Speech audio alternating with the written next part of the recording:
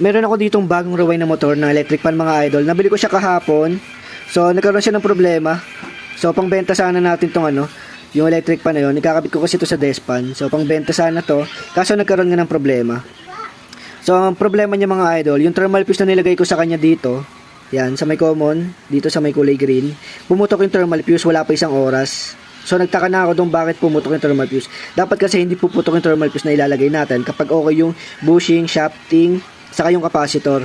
Tapos bagong rewind pa to mga idol. So pinalitan ko ulit siya ng bago.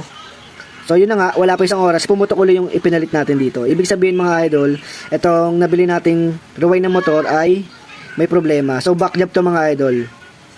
Ibig sabihin, pwedeng kulang sa ikot o kaya mali yung magnetic wire na ginamit dito sa motor na to. So yung mga idol, sasoli natin to bukas para ma-assemble na natin yung yung despan na ibebenta natin. So yun lang mga idol, na share ko lang sa inyo to, lalo na sa mga bago pala nagre-repair, na para maiwasan yung mga idol, para masaolin nyo pa kapag nagkaroon kayo ng ganito. So mas maganda talaga na lalagyan nyo ng thermal fuse yung electric fan, tapos papaanda rin nyo muna, tetestin nyo muna ng mga isang oras. Kapag pumutok ng wala pa isang oras, ibig sabihin mga idol, may problema yung nabili nyong motor ng electric fan.